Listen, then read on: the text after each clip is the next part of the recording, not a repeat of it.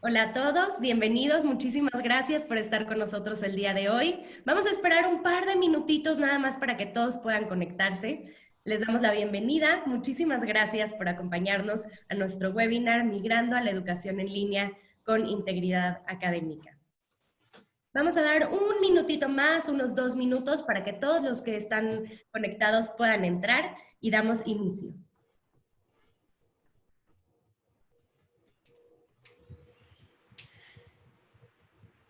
Saludos a todos, muchísimas gracias por acompañarnos.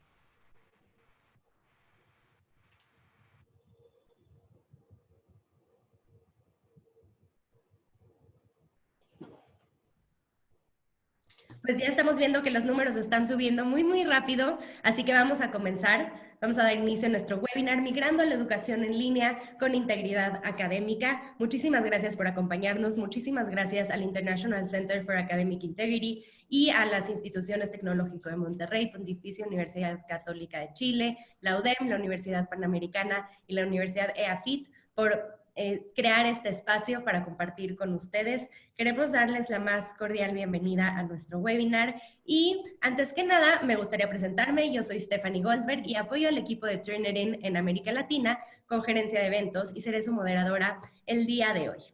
Ahora bien, permítanme presentarles a nuestros panelistas del día de hoy. Nuestros panelistas, la licenciada Natalia Franco, jefa del Centro de Integridad Académica de la Universidad EAFIT, el doctor Pablo Ayala, decano asociado de Formación Ética y Ciudadana de la Escuela de Humanidades y Educación del TEC de Monterrey, el doctor Gonzalo Pizarro, director académico de docencia de la Vicerrectoría Académica de la Pontificia Universidad Católica de Chile, el ingeniero Jan Guerrero Dib, director del Centro de Integridad de la Universidad de Monterrey, y el ingeniero Armando Alemán Juárez, especialista de desarrollo del contenido del Centro de Innovación Educativa de la Universidad Panamericana. Bienvenidos a todos, muchísimas gracias por acompañarnos. Antes de darle el micrófono a nuestros panelistas, nos gustaría conocer un poco sobre ustedes. Así que vamos a iniciar un breve sondeo. Les pido si pudieran tomar un poco de su tiempo para responder a las siguientes preguntas. Vamos a lanzar el sondeo y va a aparecer directamente en su pantalla.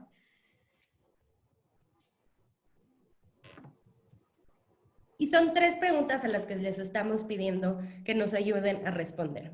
¿De qué país se enlazan al seminario virtual? ¿Cuál es su rol en la institución, en sus instituciones?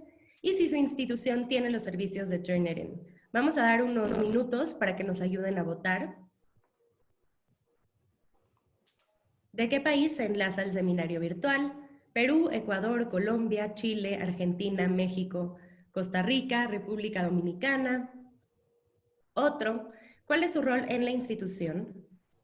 Investigación, administrativo, tecnología, educación virtual a distancia, académico, biblioteca, editorial u otro. Y si su institución tiene los servicios de Turnitin. Sí, no y no lo sé. Vamos a dar unos segundos más para que voten directamente en su pantalla.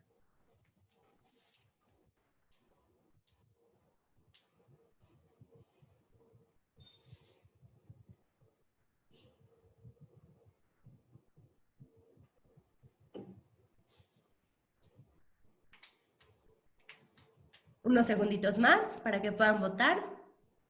Cuando empiece a hablar, tú le pones 5, 3 y 1, por favor. Y ahora sí, estamos listos para compartir los resultados con ustedes. Así que ya le dimos fin a la votación y compartiéndoles los resultados de qué país enlazan al seminario virtual. Tenemos 25% de personas de México, 19% de Colombia, 16% de Ecuador, 13% de Perú, 3% de Chile, 3% de Argentina, 3% de Costa Rica, 2% de República Dominicana y 16% de otro. Tenemos roles en la institución.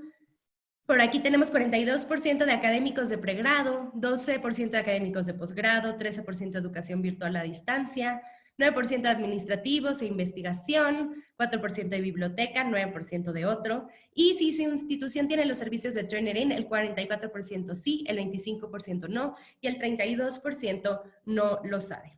Aprovechamos este momento para platicar y compartir con ustedes que sabemos que las redes de internet están un poco saturadas, entonces puede llegar a ser la posibilidad de que no escuchen en algunos momentos, de que no nos vean, pero no se preocupen, vamos a tener el video, se los vamos a enviar junto con la presentación y un enlace para tramitar su constancia de participación. Así que no se preocupen, en menos de 24 horas van a tener en su correo electrónico la grabación de la sesión. También los invitamos a que envíen sus preguntas en cualquier momento en la sección de preguntas y respuestas, que ya vemos que por aquí ya hay muchos comentarios en la sección de preguntas y respuestas. Los invitamos a que todas sus preguntas las envíen en esa sección y no en la sección de chat, ya que la sección de chat no la vamos a estar revisando, solamente la sección de preguntas y respuestas. Y también los queremos invitar a seguir la conversación en nuestras redes sociales. Así que sin más preámbulo, me gustaría darle la palabra a nuestro primer panelista, Jan Guerrero. Muchísimas gracias, que va a compartir un poco acerca de la situación que estamos viviendo y la deshonestidad académica. Gracias, Stephanie. De parte de mis colegas, queremos agradecer a Turnitin el que haya permitido, que haya patrocinado este webinar y bueno, y también a mis colegas por haber aceptado la invitación de participar en este webinar. Este fin de semana escuché una analogía que me pareció interesante compartir con ustedes. La escuché de Teddy Fishman en el 6º Congreso Internacional de la European Network of Academic Integrity. Y ella comparaba la pandemia del COVID con la deshonestidad académica, ¿no? Y decía que en ambos casos pues, se podían ver los dos como un virus, ¿verdad? El COVID, de hecho, es un virus, y la deshonestidad académica como un fenómeno, como una realidad que se ha viralizado en nuestra sociedad y que existe y que está por ahí. Y decía que lo primero que teníamos que plantearnos era ser transparentes y honestos, ¿verdad? Es decir, el reconocer que tenemos un problema, ¿no? Creo que seguramente desde sus países también han surgido noticias, comentarios alrededor de que, pues, China, ¿verdad?, ocultó información sobre el virus, o también seguramente hay comentarios, suspicacias sobre nuestros líderes locales de si están dando o no están dando los números reales, ¿verdad? Por aquello del impacto económico que esto puede tener y demás, ¿no? Lo que hay que hacer ante el COVID y ante la deshonestidad académica es ser transparentes y honestos y reconocer que tenemos un problema. El segundo punto que nos compartió fue que, bueno, una vez reconociendo la existencia de un problema, pues tenemos que entenderlo, tenemos que conocer qué está pasando con un rigor, ¿verdad? No podemos pensar o decir, bueno, pues yo creo que, pienso que, con intuiciones, ¿no? Tenemos que aplicar un rigor metodológico para entender qué está pasando, dónde está pasando, cómo está pasando y por qué está pasando.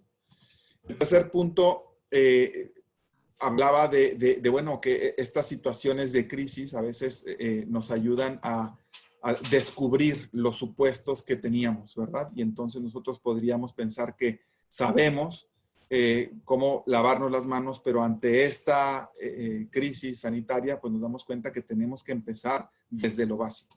Y en el caso pues, que nos ocupa a nosotros de la integridad académica, pues podríamos suponer que nuestros estudiantes saben consultar información, saben escribir un ensayo, saben citar, pero pues muchas veces no lo es, y asumirlo es ya de entrada un error porque los ponemos en ocasión de cometer errores, de equivocarse. Y lo mismo podríamos decir de los profesores. Podemos asumir que los profesores, por el simple hecho de saber, de conocer, de ser expertos en su materia, en sus áreas, pues pueden y son capaces de preparar una clase atractiva, de diseñar un examen a conciencia, ¿verdad? Y no necesariamente tenemos que partir de las cosas básicas y ayudarles a que con el tiempo puedan ir dominando cada vez más estas habilidades. Finalmente, decía una cosa muy cierta, ¿verdad? Y con esto me acuerdo mucho de un colega que decía que cuando las cosas van bien, pues todo va bien, todo es buena onda, como decimos en México, ¿no? Pero cuando las cosas empiezan a emproblemarse, pues entonces todo el mundo empieza con la lupa a ver dónde está el error, quiénes son los culpables, etcétera, ¿no? Bueno, pues ante las crisis, pues se revelan los déficits que tenemos, ¿verdad? Y entonces, pues de pronto nos damos cuenta que tenemos profesores preparados, profesores no tan preparados, que tenemos profesores comprometidos y otros no tan comprometidos, y otros no tan comprometidos, que tenemos una serie de enormes brechas en las condiciones de educación en la educación pública y en la educación privada. Y bueno, pues se revelan pues desde luego nuestras fortalezas, pero también nuestras debilidades, ¿no? Cómo enseñamos, cómo evaluamos, que si nuestras políticas administrativas que tenemos, pues acusan en estas situaciones de crisis, ¿no? Y exigen de todos nosotros, pues, nuestras mejores habilidades para sobreponernos a justo a estos déficits. Y bueno, finalmente terminaba su sesión diciendo que estamos juntos en esto, ¿no? Muchas veces enfrentamos problemas que solo nos competen a unos cuantos, ¿verdad? Es decir, bueno, a mi escuela, a mi sección, a mi departamento, a mi ciudad, a mi país, pero en esta situación estamos todos juntos. Y creo que un ejemplo elocuente de que estamos juntos, pues es justo este webinar en el que integramos pues expertos de distintos países y de distintas universidades, ¿no? Si trabajamos en equipo, muy probablemente lograremos una mejor solución. Bien, con esto doy paso a la introducción formal a este panel, ¿verdad?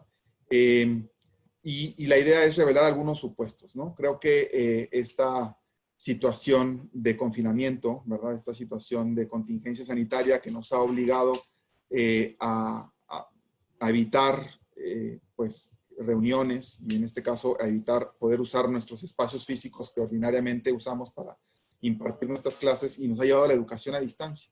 Y en esa educación a distancia, la prioridad, la urgencia sigue siendo la misma, la calidad académica, ¿no? Y sabemos que esa calidad académica no existe sin la integridad académica. Es decir, no es posible obtener excelencia y calidad académica sin la integridad académica. La integridad académica y la excelencia académica, recordemos, lo dice Chris Lang, es una moneda son dos caras de una misma moneda, ¿verdad? Y bueno, y la integridad ha de estar presente en todo el quehacer educativo. En este mismo congreso del ENAI, la doctora Tracy Bretta se dirigía a la audiencia diciendo que si ella pudiera dar una sola recomendación para construir una cultura de integridad académica, esta es, pues, predicar con el ejemplo, ¿no? Digo, parece una frase muy choteada, una frase muy usada, pero es muy real y bueno, interpelaba a profesores, a estudiantes, a directivos, a investigadores, a que dieran ejemplo con su práctica diaria de ser personas íntegras, intachables, de probidad moral, ¿verdad? Y bueno, pues la integridad puede estar presente en todo el quehacer educativo. Y por eso hablamos de que se tiene que construir una cultura de integridad académica, no de cosas como muy puntuales. Y afortunadamente, y la buena noticia es que aquello que funciona para la educación presencial también funciona en la educación remota, ¿no? Entonces, eso es una buena señal. Y si hemos trabajado en una cultura previamente, pues llegaremos a esta etapa pues con mayor fortaleza que aquellos que no lo hayan trabajado tanto, ¿verdad? Ahora bien, si bien la integridad académica, la cultura debe estar presente en todo el quehacer educativo, sí que, digamos, tiene una relación muy particular con la evaluación, ¿verdad? Esta parte del proceso de enseñanza-aprendizaje que tiene que ver con, pues, validar si los estudiantes han logrado aquellos aprendizajes, ¿no? Y me refiero por evaluación, pues, a cualquier tipo de evaluación formativa, evaluación sumativa.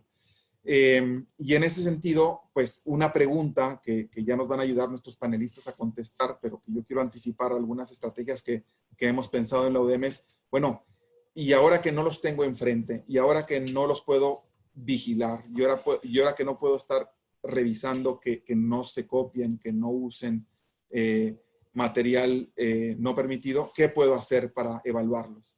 Y a mí se me ocurren, bueno, no se me ocurren, he pensado y repensado esta respuesta pues mucho tiempo y creo que hay 3 estrategias básicas que las voy diciendo en orden de posibilidades, ¿verdad? La primera es, desde luego, pues que hay que traducir nuestros instrumentos de evaluación. Evidentemente, digo, eso es como muy lógico, ¿verdad? Porque no podemos llegar con un papel o no lo vamos a repartir en cada una de las casas de nuestros estudiantes, es decir, migrarlo a una plataforma tecnológica. Lo segundo, pues es, desde luego, mejorarla, enriquecer ese instrumento de evaluación, ¿verdad? Que pasa, sí, por a lo mejor incrementar el banco de reactivos, que pasa por utilizar la tecnología para que puedas, de alguna manera, aprovechar las plataformas de aprendizaje para crear exámenes independientes, etcétera, ¿no? Y la tercera, y que me parece que es una estrategia, la estrategia adecuada, pero quizá una estrategia que nos lleve más tiempo, ahorita nos ha tomado, pues bueno, pues muy reciente, quizá nos ha prendido la mano entre la puerta del carro, ¿verdad?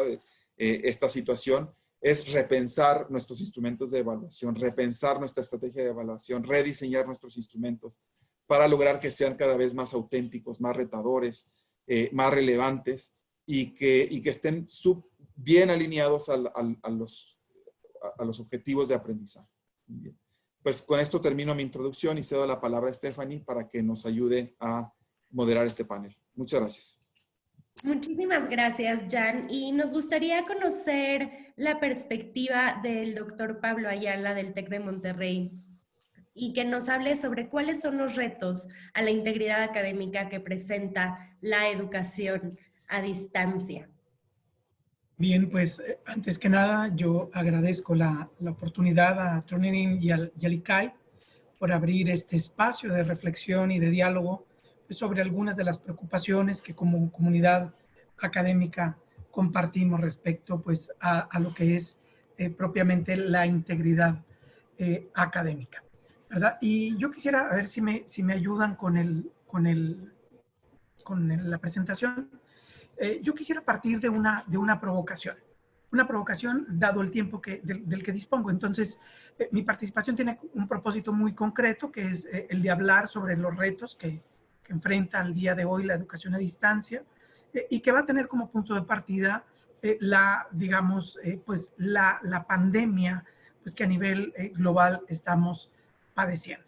La provocación viene de algunos datos que podemos encontrar en la página de UNESCO, ¿no? Y donde ella dedica pues un espacio prácticamente a lo que es el COVID.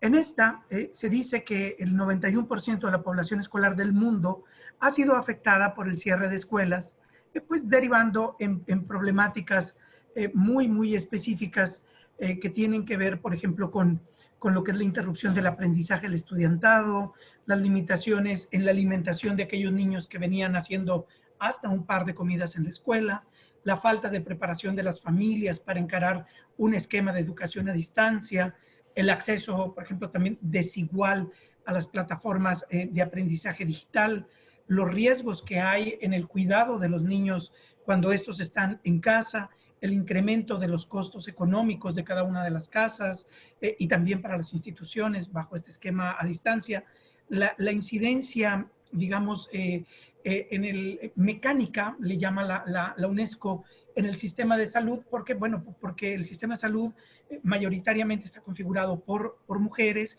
y estas muchas veces al quedarse en casa por el tema del cierre de las escuelas, pues complica también la atención de los pacientes en los hospitales. Pero también hay otros problemas que están relacionados con el aumento de la presión a los centros escolares para que permanezcan abiertos y entre otros factores más, muchos más, pues hay una tendencia en la incidencia al abandono escolar. Si me ayudan con el siguiente punto, por favor. Ahora, en el caso particular de México, el escenario planteado por la UNESCO, pues creo que se recrudece, ¿no? Van unos cuantos datos al respecto. El Instituto Nacional, por ejemplo, de Estadística, Geografía y Geografía, señala que el 56.4% de la población tiene servicio de Internet en sus casas y el 44.3 de esos hogares pues tienen una computadora.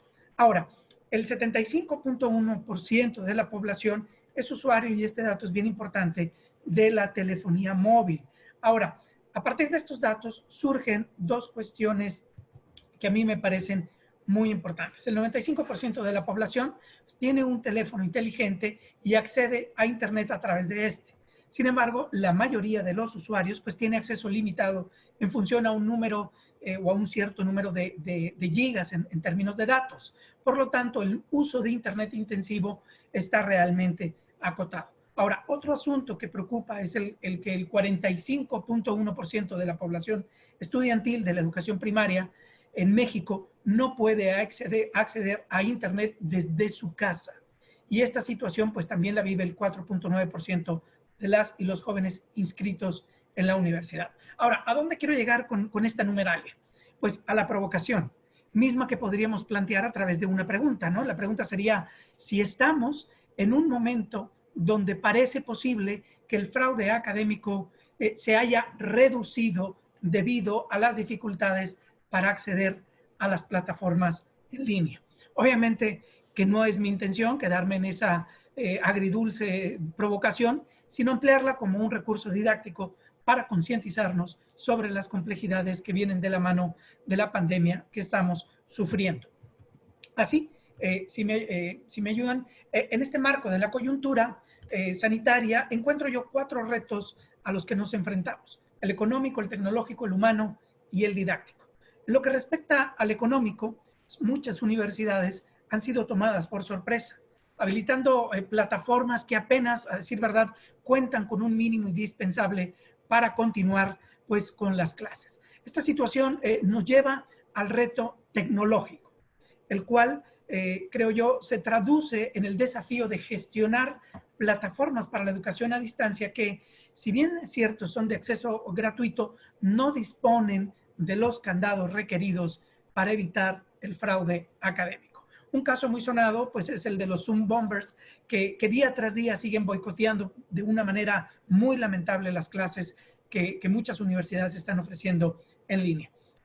El tercer reto tiene que ver con el factor humano.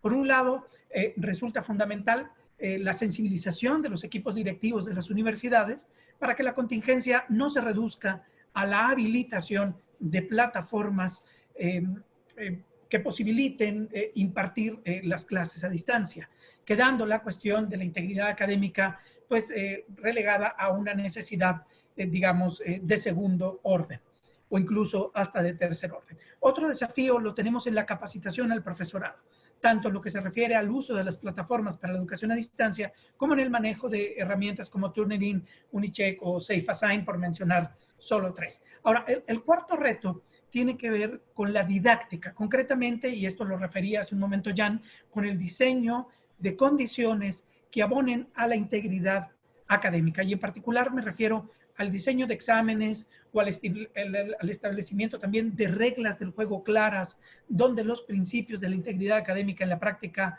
pues vertebren las experiencias de aprendizaje. Esta última condición se nos presenta como una puerta abierta, creo yo, a la esperanza, porque un buen diseño didáctico está al alcance de la mano de cada uno de los docentes, independientemente de los recursos tecnológicos o de las herramientas antiplagio con las que cuente en su institución.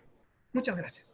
Muchísimas gracias, Pablo, muy interesante. Y justo nos han llegado muchas preguntas respecto a si vamos a enviar un certificado, si vamos a enviar la grabación. Todo el material que estamos compartiendo se los enviaremos a sus correos electrónicos. No es necesario que nos los vuelvan a enviar, ya los tenemos grabados, así que no se preocupen. Y nuestro siguiente panelista es Gonzalo Pizarro, de la Pontificia Universidad Católica de Chile, que nos hablará acerca de cómo promover una cultura de integridad académica en la modalidad de educación a distancia, en particular con exámenes e instrumentos de evaluación online o en línea. Muchas gracias. También agradezco la oportunidad de estar presente acá y de poder hablar de estas experiencias que también hay que reconocer que para todos nos caen un poco apuradas. Y en ese sentido me uno a los retos que Pablo mencionaba recién. Compartimos todos los mismos retos y eso lo que significa es que estamos en una situación compleja, hubo un cambio tremendamente brusco a cambiarnos a una modalidad online y necesitamos dar un montón de respuestas a los profesores y estudiantes para bajar la ansiedad, porque probablemente ustedes lo han notado, pero muchos de nuestros estudiantes y profesores están también con un nivel bastante alto de ansiedad en estas condiciones. En ese sentido, nosotros lo que hemos tratado de hacer es trabajar en cómo entregar algunas competencias necesarias en los cursos y en las actividades para poder realizar esto de la mejor manera posible y además hacerlo con la mayor justicia y honestidad posible, considerando las situaciones tremendamente diversas que tienen los mismos estudiantes y los profesores. Y también, como recién mencionó Pablo, es cómo traspasar o darse cuenta y hacer entender a todos que esto no es solamente un tema tecnológico. O sea, no es solamente que uno se traspasa online, tenemos plataformas, sino que tenemos que trabajar desde muchas otras formas también, la parte humana y didáctica, ¿no es cierto?, para esto. Entonces, nosotros nos unimos entre varias direcciones y reparticiones de la universidad para hablar de esto y tratar de dar recomendaciones, recordando que este es un tema de formación de los estudiantes, no solamente cómo detectar que no haya fraude, sino que también queremos formar a los estudiantes en estos aspectos. Entonces trabajamos en recomendaciones a 3 niveles. Uno son los directivos docentes, ¿ah? Y eso es cómo podemos entregarles a los directores de las facultades, de las unidades académicas, las facultades, recomendaciones para que puedan trabajar en esta dirección, que además de ponerse al día y readecuar muchas de las cosas que están haciendo en sus currículos producto de la pandemia, haya una focalización en los temas de integridad académica. En ese sentido, esta readecuación de actividades curriculares es lo primero que hemos trabajado, de manera también de hacer entender que uno puede cambiar algunas cosas conservando lo principal para resguardar el aprendizaje de los estudiantes, pero también para no sobrecargarlos, de manera de verlos forzados a cometer fraudes para poder lograr todo lo que se requiere en estas condiciones, que es uno de los temas que nos vemos. En ese sentido, la flexibilidad, por ejemplo, es uno de los como valores que hemos tratado de inculcar, entendiendo que se pueden hacer adaptaciones, se pueden también trabajar cosas teóricas al principio del semestre, pensando que hacia el final todavía podríamos volver a algunas actividades presenciales. Por ejemplo, uno de los temas que está fuerte en este sentido son el desarrollo de investigación. Cómo vamos a seguir trabajando en los laboratorios, todas estas cosas que tienen cosas prácticas. Y la otra parte que hemos visto en estos directivos docentes es la participación de la comunidad. Cómo hacer que la comunidad sea parte de las soluciones y no dejar fuera a los estudiantes y a los profesores para ver cómo arreglar esta situación. El otro tema son los estudiantes, como les comentaba antes, y eso lo hemos trabajado mucho desde las direcciones de asuntos estudiantiles. Hemos trabajado en un documento que tiene recomendaciones para fortalecer la integridad académica en el trabajo a distancia, y en ese sentido empezamos por recordarle a los estudiantes que el objetivo principal es aprender con integridad, sin descuidar el trabajo honesto, ¿no es cierto?, responsable que tienen que hacer ellos. Y ahí trabajamos con temas de organización del tiempo, cómo escogen el espacio, las formas de aprender que son diferentes, la comunicación con los profesores, el manejo de la ansiedad, digamos que es una de las cosas más importantes en esta temporada. Y por último, el trabajo con profesores. Y básicamente ha tenido que ver con la parte más técnica de cómo hacerlos o ayudarlos a trabajar a distancia, nosotros tenemos Canvas como estos sistemas LMS y Zoom, recordarles que se comuniquen con los estudiantes de manera oficiales sobre todo, entregar contenidos adecuados a través de las plataformas y entregarlos también precavidos de que estén cumpliendo con los derechos de autor, de manera también de dar el ejemplo a los mismos estudiantes. Con respecto a la evaluación, también trabajamos en un manual, de hecho les vamos a dejar varios de estos links disponibles al final, donde damos toda clase de recomendaciones a propósito de cómo hacer evaluaciones, cómo variar las evaluaciones en este sentido, usar más evaluaciones formativas, no poner tanto énfasis en las calificaciones, en las notas finales de esto, hacer problemas distintos, contextualizados, de manera de que se evite la copia y hacer que los alumnos estén más motivados también con la materia. Y por último, la promoción de la integridad académica que tiene que estar siempre. Creamos un pequeño módulo en Canvas que los profesores pueden utilizar de manera de trabajar con los alumnos, hacerlos reflexionar sobre este tema. Estamos usando también Turnitin, tenemos licencias que hemos repartido dentro de la universidad, pero al final, sobre todo, lo que vemos nosotros es que los profesores tienen que hablar con los estudiantes y reflexionar sobre esto para que ellos estén convencidos de que trabajar con honestidad tiene el beneficio de que ellos van a ser mejores profesionales. No es un tema solamente de descubrir la falta y sancionarla, sino también de que ellos se den cuenta de la importancia de su propio aprendizaje. Así que es mucho el tema humano también, de motivar y de hacer trabajar a todos juntos en esta dirección. Definitivamente que las relaciones humanas son muy importantes en este proceso. Muchísimas gracias, Gonzalo.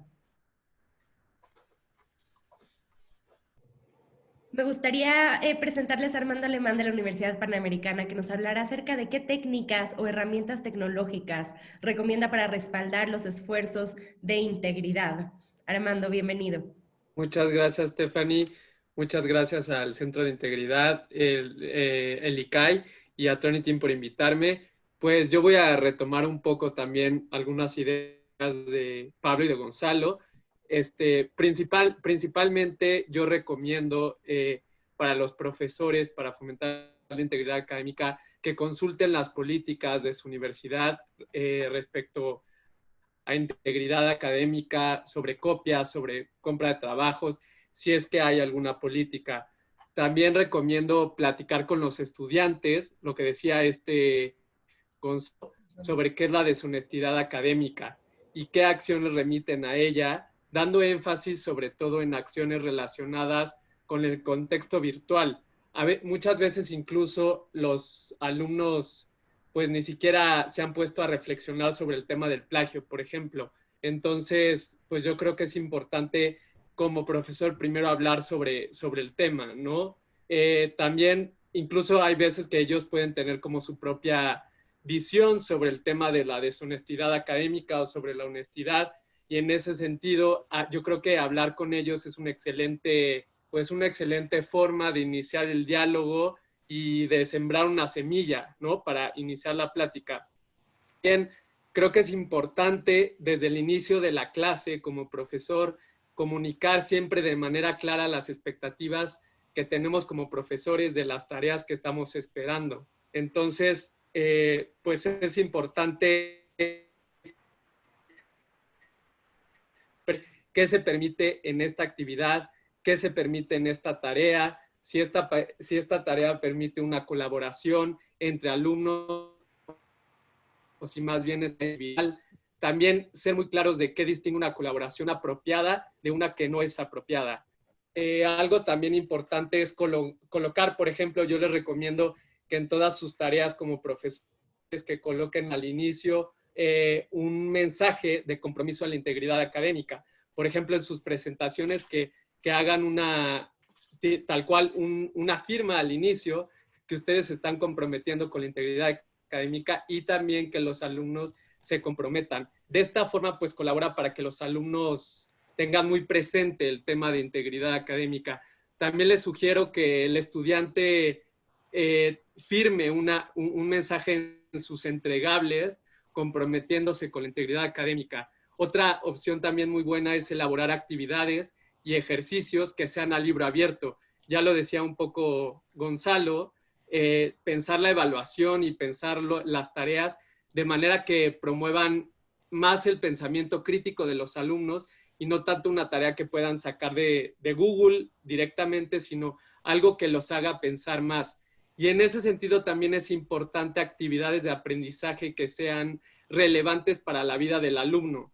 Por ejemplo, actividades que utilicen redes sociales o que utilicen la interactividad social del alumno o que utilicen, por ejemplo, YouTube, les puede ayudar bastante porque son cosas que a los alumnos les gusta y de esa forma se pueden identificar con esas tareas y es más probable que las hagan con honestidad.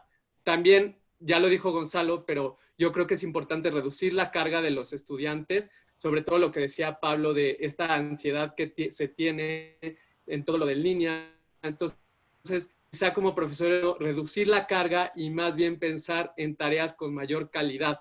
Y bueno, por último, les quiero recomendar algunas herramientas en Internet. Y bueno, contamos con múltiples herramientas que promueven la integridad académica. Por ejemplo, hay herramientas, una que se llama Lockdown Browser, que puede instalarse en los sistemas, en los LMS, por ejemplo en Canvas, que cierra otros sitios y programas de la computadora mientras se está haciendo un examen.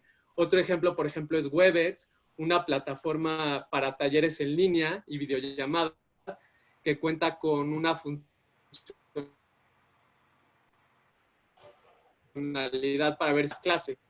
Otras herramientas ya las dijeron para identificar el porcentaje de similitud de un documento con fuentes de Internet, como Turnitin.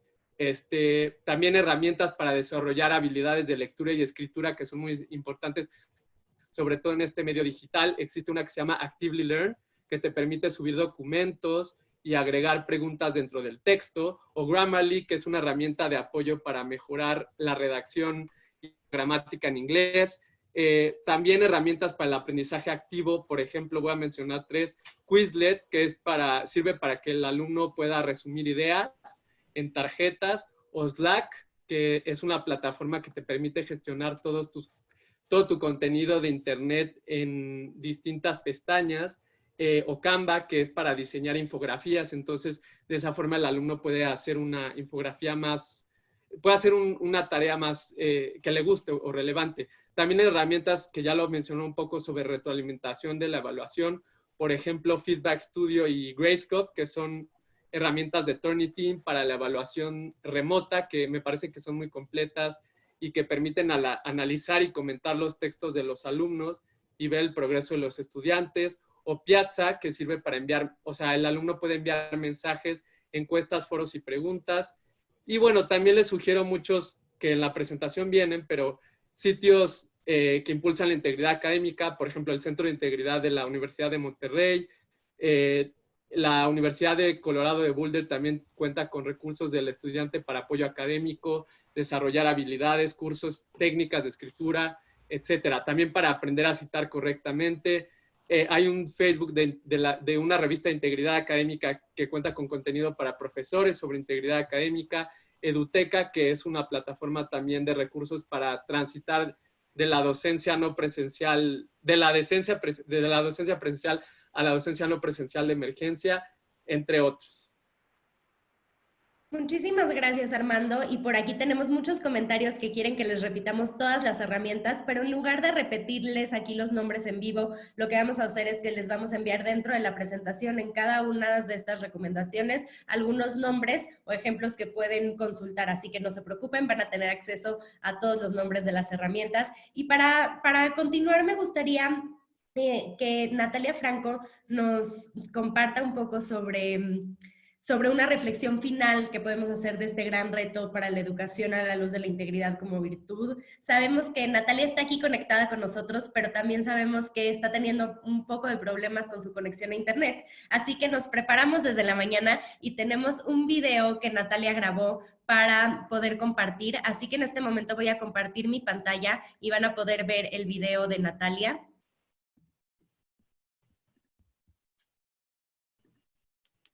Y aquí ya están viendo el video de Natalia y la van a escuchar un poco más bajo que la voz que nos escuchan a nosotros, pero no se preocupen, también lo podrán consultar en el video que les enviaremos después de la sesión. Así que aquí va la intervención de Natalia. Hola, muy buenas tardes. Les envío este video pregrabado, pues no he tenido internet en toda la mañana y no quiero correr el riesgo. Muchísimas gracias a ICAI, al Centro Internacional para la Integridad Académica, a Turnitin por la invitación y a mis compañeros de webinar, mis grandes colegas de universidades latinoamericanas con quienes hemos venido construyendo hace ya varios años alrededor de este tema de la integridad académica. Hoy nos reúne pues el tema de la migración a la virtualidad y los retos que enfrentamos, y yo voy a enfocar mi intervención con base en el espíritu de la integridad como virtud.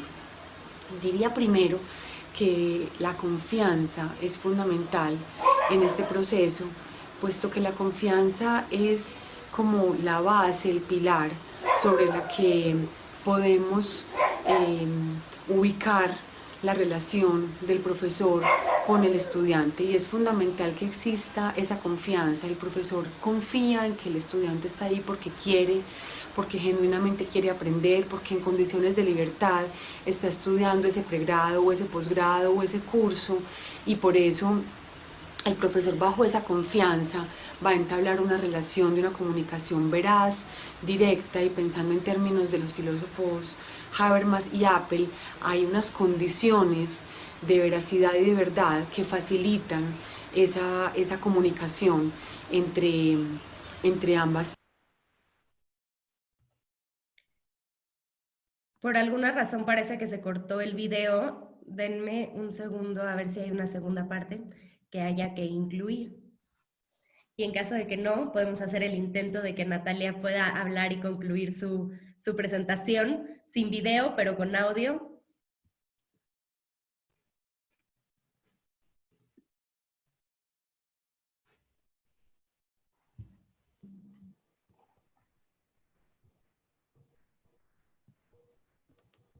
Natalia, ya tienes tu micrófono abierto, a ver si te escuchamos. Hola, sí, Sí, Aquí estoy. ¿Me escuchan? Sí. así es.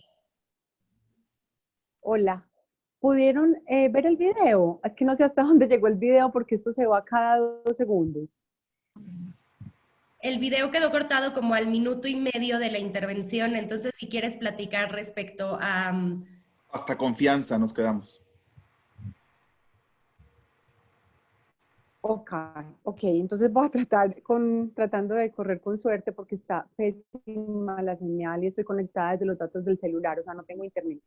Entonces, la reflexión que hacía, que quiero hacer hoy con ustedes es que la confianza parte pues de que el profesor confía en el estudiante porque cree en que ella quiere estar ahí, desea aprender, desea, eh, digamos, vincularse con su proceso de aprendizaje y el estudiante a la vez confía en que su profesor está dando y entregando lo mejor de sí para poder pues migrar a la virtualidad, preparar muy bien las clases, ser flexible en términos de entender el reto que estamos enfrentando en el momento y esa confianza pues parte digamos de la reciprocidad del uno y el otro.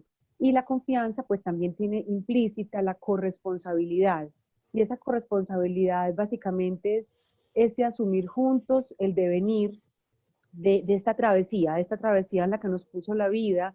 Y obviamente en esa corresponsabilidad, pues este ejercicio o esta prueba, digamos, puede salir excelente, regular o mal, dependiendo de que pues tanto el profesor como el estudiante dé cuenta de las decisiones que toma y se comprometa con ese proceso de enseñanza y aprendizaje y por lo tanto va a ser yo creo que fundamental que en ningún momento se espere que la responsabilidad tenga que surgir solo de una de las partes.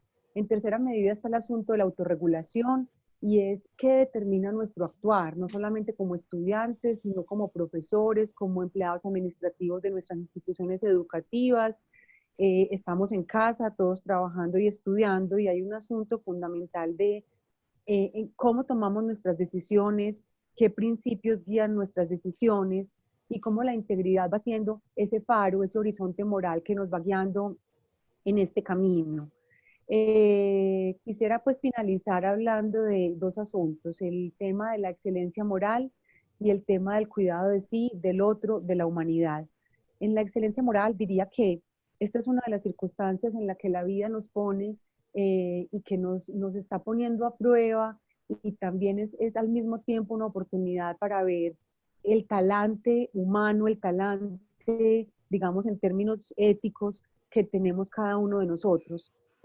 Como en el Centro Internacional de Integridad Académica nos han enseñado, pues el sexto valor es después de honestidad, justicia, excelencia, es el valor, el coraje, y es porque justo cuando estamos en momentos de adversidad es cuando nos ponemos más a prueba. En ese orden de ideas, digamos que es una gran oportunidad para caminar e ir hacia aquello que queremos ser como seres humanos, con la idea del cuidado de sí, del cuidado del otro, del que tanto nos han hablado autores como Leonardo Boff.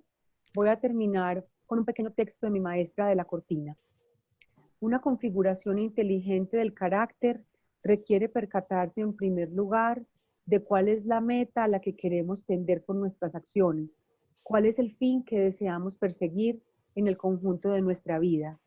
Desde él podemos ir fijando entonces los modos de actuar que nos permitirán alcanzar las metas intermedias y los valores que es preciso encarnar para llegar tanto a los objetivos intermedios como al fin último. Si descubrimos todo esto, lo inteligente es orientarse en la acción por esos valores e incorporar a nuestra conducta esos modos de actuar de forma que no nos veamos obligados a hacer un esfuerzo cada vez que queramos obrar en ese sentido, sino que nos salga sin apenas esfuerzo y forme ya parte de nuestro carácter. Muchísimas gracias.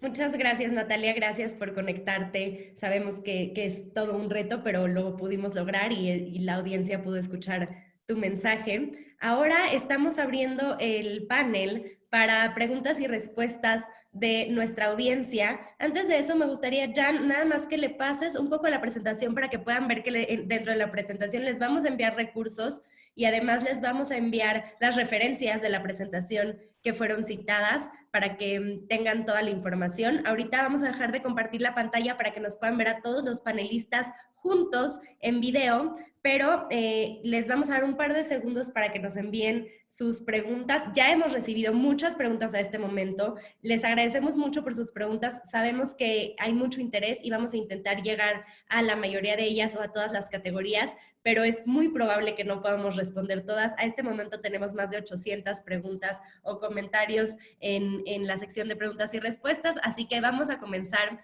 con una pregunta muy interesante y que se ha repetido mucho y que nos han preguntado varias personas, y creo que por ahí pues ya comentamos como en los inicios, pero nos preguntan qué ustedes consideran como fraude académico o como deshonestidad académica. Veo por ahí sonrisas, pero nadie animado a responder. ¿Quién quiere responder? Hay una clasificación, una descripción como muy sencilla que es, digamos, toda aquella, digamos, como trampa, ¿verdad? O como acción deshonesta que tenga como objetivo obtener un beneficio académico no merecido, ¿verdad? Digamos que esa es como la descripción técnica, pues, y luego tiene muchas manifestaciones, ¿no? La típica es la copia, o el ayudar a alguien a copiar, el sacar una chuleta, un acordeón, un material no permitido durante un examen,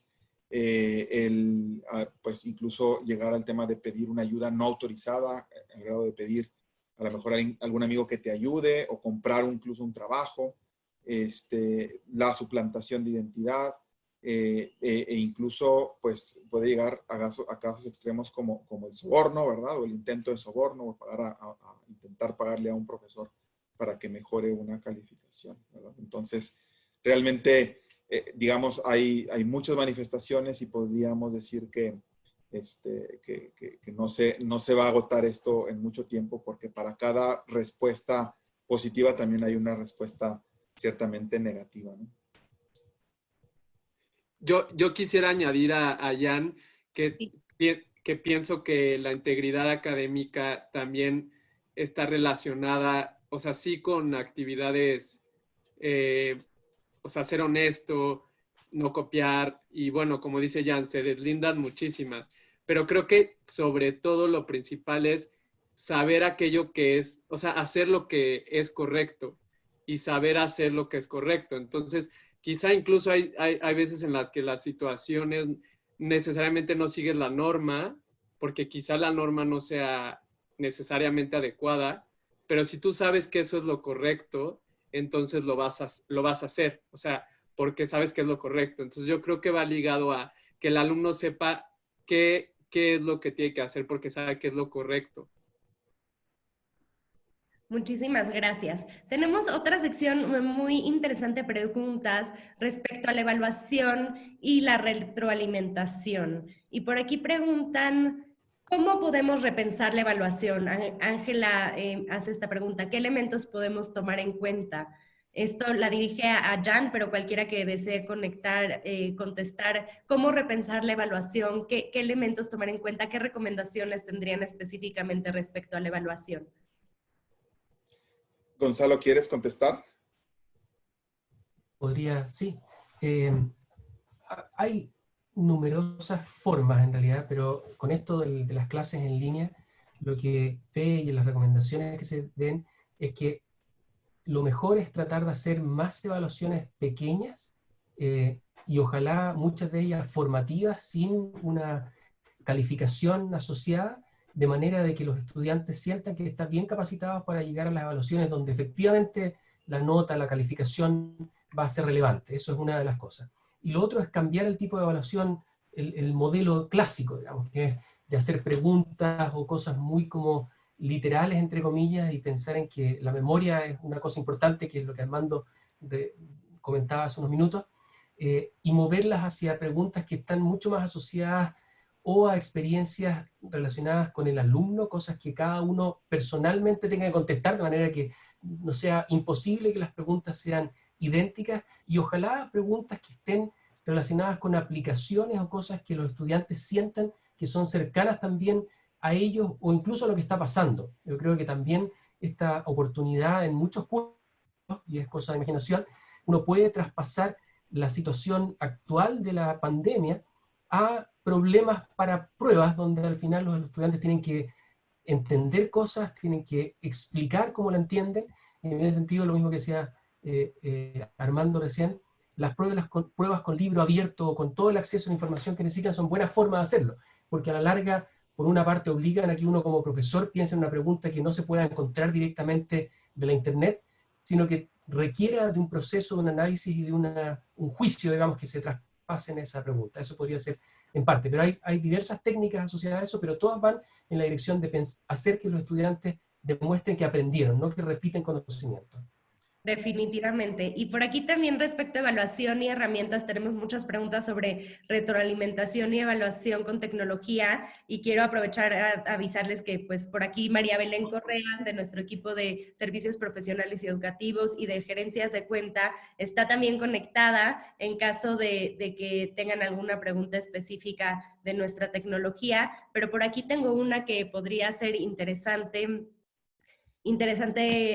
abordar, que es cómo, si es factible evaluar cursos de ingeniería virtualmente, y pues sabemos que Gradescope puede apoyar mucho en ese proceso, y cuál es la importancia de la retroalimentación también en estos procesos tanto de evaluación y de virtualidad. Belén, ya tienes por ahí tu micrófono abierto si quieres Sí, no, muchas gracias, Steffi. Y sí estuve viendo y respondiendo algunas preguntas con respecto a algunas de las soluciones de Turnitin. Entonces, también una invitación, si bien esta sesión no es sola de las herramientas de Turnitin, sí una invitación a futuras sesiones donde vamos a profundizar mucho más en cómo nuestras diferentes herramientas, desde Gradescope, Feedback Studio, que lo mencionaron anteriormente para retroalimentación y evaluación, los pueden apoyar en esta situación actual y cómo le pueden sacar el máximo provecho. Entonces, sí estén atentos a eso. Tenemos varias sesiones planificadas en las próximas semanas donde vamos a profundizar mucho más sobre cada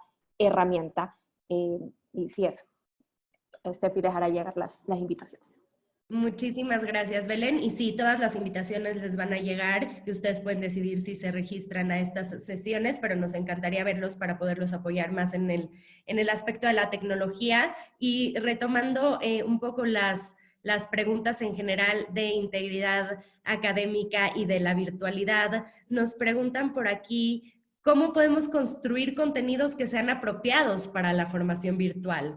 Ya que hay muchas veces se encuentra mucha información y muy variada, pero sería importante también repensar en el currículo. ¿Alguien quiere que aumente algo al respecto? También, sí, Pablo, también Natalia por aquí tiene su micrófono abierto en caso de que quiera comentar algo. Bien, yo muy brevemente, y tiene que ver con un poco con esta pregunta que se planteaba anteriormente, con este par de preguntas. La clave está, y por eso yo después de la provocación decía que tenemos una puerta de esperanza abierta o una ventana de esperanza abierta, porque no está necesariamente esto o la clave para salir al paso de esta contingencia, digamos, educativa, con esa primera comparación que hacía Jan al inicio, no reside necesariamente en la tecnología, sino que reside justamente en un cambio de mirada, en una vuelta hacia la didáctica, pero esa didáctica que está preocupada por entender la triple dimensionalidad de todos los contenidos de aprendizaje, que está preocupada por generar condiciones para que el estudiantado pueda aprender de manera activa, y por lo tanto tendríamos que centrarnos más en el desarrollo de competencias de aprendizaje. Como bien lo apuntaba hace un momento Gonzalo, pensar en contenidos de carácter memorístico, pues es poner la mesa para que el fraude académico se lleve a cabo, más cuando hay tanta inestabilidad en el uso de ciertas herramientas o cuando la tecnología a veces no es suficiente para frenar un poco la creatividad de la industria del fraude académico.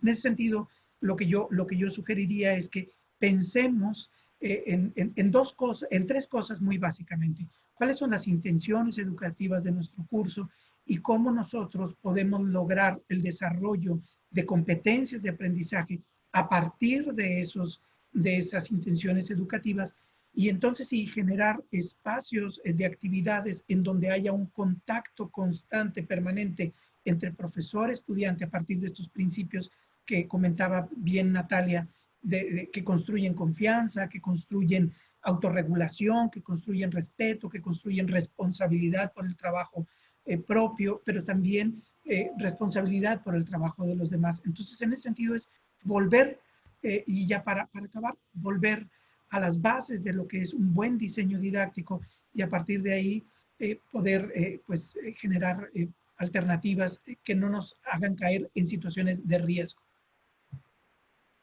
Definitivamente. Gonzalo por ahí también quiere comentar y Natalia te abre. Para insistir en lo que dice Pablo, yo creo que tiene toda la razón en este sentido de volver a pensar las clases. Yo creo que tal vez una de las cosas que, o sea, primero no estábamos preparados, las clases que estamos haciendo, que teníamos, no eran online, en general, digamos. Entonces, todo este modelo de cambio tampoco significa que nos estamos cambiando completamente un modelo online, porque esto va a ser temporal, tampoco podemos pensar que esto es para el resto de la vida.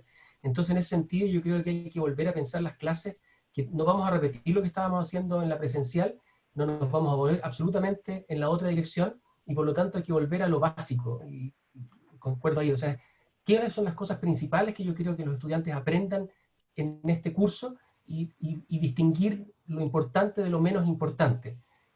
Y ahí yo creo que hay que darle un punto, digamos, y esta cosa antigua, digamos, del filósofo del aprendizaje, lo que, primero, que no hay que enseñar demasiadas cosas, y segundo, que lo que enseñes, enséñalo bien. Y yo creo que ahí es donde hay que poner el énfasis y tratar de liberarse tal vez de algunos aspectos para concentrarse en lo principal de los cursos y hacerlo bien y con la dedicación requerida y el contacto con los estudiantes para generar esa confianza y por lo tanto el trabajo honesto que sienten ellos.